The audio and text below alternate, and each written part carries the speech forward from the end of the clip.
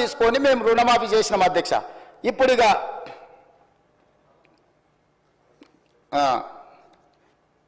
చంద్రశేఖరరావు గారు ఈ సభలోనే చెప్పిండు అనుకుంటా అధ్యక్ష, ఇది మొత్తము రైతుల రుణాలను ఒకేసారి మాఫీ చేయలేము, 8,000 కోట్ల రూపాయలు కావాలి, మా దగ్గర నల్ల డబ్బు లేదు అంటే ప్రభుత్వంలో లేదని వాళ్ళ దగ్గర లేదని అనుకునేవి అధ్యక్ష.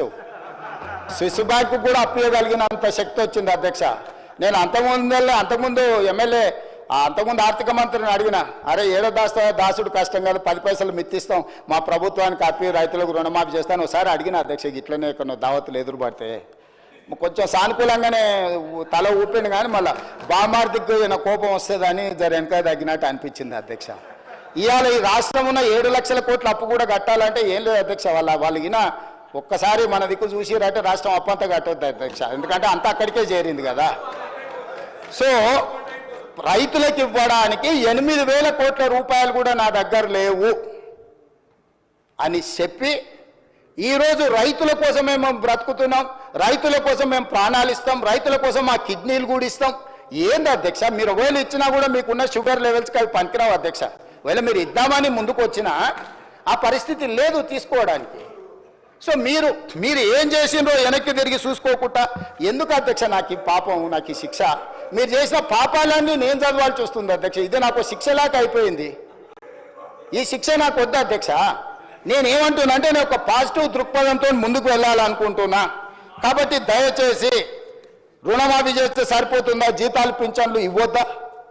ఇప్పటిదాకా ప్రభుత్వ ఉద్యోగస్తులకు కూడా ఇవ్వండి, లక్షల కోట్ల జీతాలు వచ్చేటోళ్ళకి ఇవ్వండి, ఐఏఎస్లకు ఐపీఎస్లకు కూడా ఇవ్వండి, టాటాలకు బిర్లాలకు కూడా ఇవ్వండి. ఆయన దోస్తు అదానికి ఆయనకు ఫ్లైట్ ఇచ్చి దావత్ చేసుకుని అదానికి ఇవ్వమంటాడు. ఇటలీ నుంచి నిన్నమన్న యునైటెడ్ కింగ్డమ్ నుంచి వచ్చింది కదా ఎఫ్ఈఓ సిఓ కూడా ఇక్కడ భూమి కొంటే ఆయనకు కూడా ఇవ్వమంటాడు. ఎట్లా ఇంత బాధ్యత లేకుండా ఇట్లా మాట్లాడుకుంటూ పోతే ఇది ఏ రకంగా సమంజసం అధ్యక్ష? అదేవిధంగా అధ్యక్ష,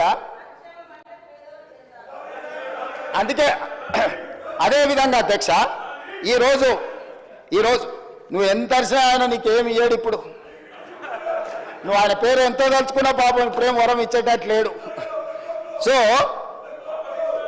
ఈరోజు అందుకే రాష్ట్రానికి వచ్చిన 100 కూడా మన స్కిల్ యూనివర్సిటీ కోసం 100 కోట్లు, తెలంగాణ యువత కోసం తీసుకుంటే కడుపు మండి మాకు రాలేదని అక్కస్తోటి నానా యాగి చేస్తే ఆ పిల్లల స్కిల్ డెవలప్మెంట్ యూనివర్సిటీకి తీసుకున్న 100 కోట్లు కూడా వాపసు ఇవ్వాల్సి వచ్చింది అధ్యక్ష. ఇది రాష్ట్రానికి నష్టం, నాకేం నష్టం అధ్యక్ష?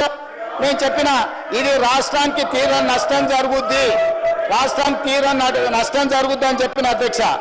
అందుకోసమని ఇవాళ వీళ్ళు ఈ రకంగా మాట్లాడిండ్రు అధ్యక్ష.